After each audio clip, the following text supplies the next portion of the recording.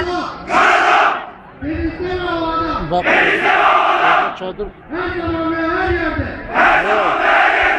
Birinci. Kapalı yarayıp biraz 10 metre geç ben sana bakıyorum çadır. Oho tamam boş ver. Tamam hadi. Benim kuran. Bu mu? Siz misiniz? Gençler mi? İcabında vatan. Cumhuriyet ve vazife uğrunda. Devletin hayatını feda edeceğine. Sizin neler söyleyin? Mahmut. Namusun üzerine. And içerim.